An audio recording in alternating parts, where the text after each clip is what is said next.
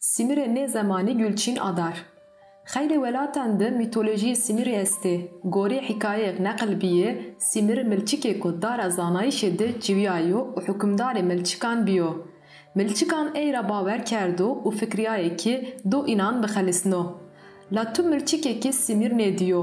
Nêdiyayîşê Simîrî milçikandir qesebet viraşto û êdî hêviya xwe birnaye. Halînê Simîrî kayê qafî de biyo.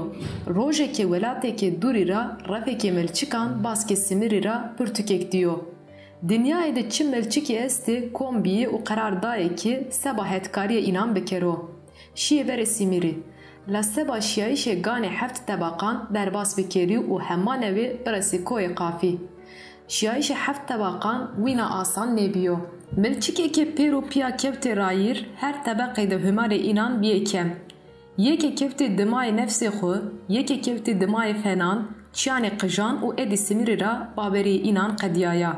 Her qat de refî ra bisiyaye. Tev peyîn hîris milçikê tenê mendî û ewniyayekî Simîrê. Ê bi xwe yê yekê pêr rayîrê heqîqetê de bîye mendî û resayî biyayîşê xwe.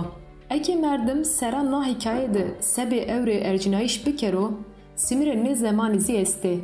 Belê rayîrê ku çetin verniyanê na Simîran dayo, la ê bi ısrarê rayîrê xwe dewam kene.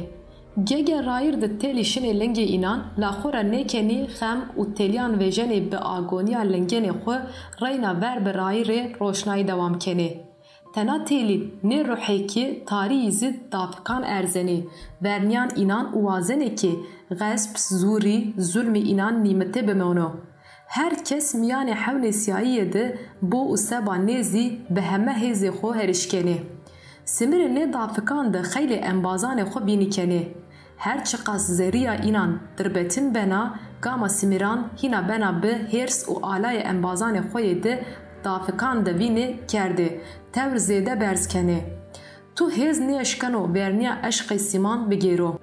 Çeman derbas kenî, vêşan û têşan manenî, ranekewenî, astengiyê xidarê verniya înan de vejenê, la ê tim rayîrê heqîqetê de bi înadê ye.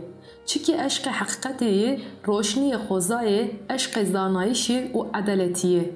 Ê dara zanayîşî ye dara zanayîşekê pêr û ganan ra bena vihêvî, bena oksîjen, bena weşîkî. Her şaxê her perê ci dirbetinên ra bena derman, gan dana, dêr û dêrê xwe. Çiqas bibêrne zî reynê şax dana û bena dara ciyayîşê seba Simîran.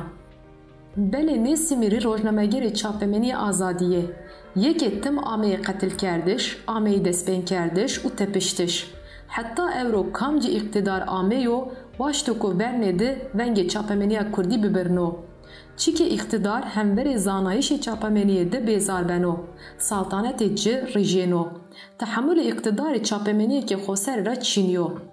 Çapemeniya xweser û azadê sebekê raştiyan ana ziwan, reqnekena, qelama xwe, kameraya xwe û mîkrofona xwe nêraşona.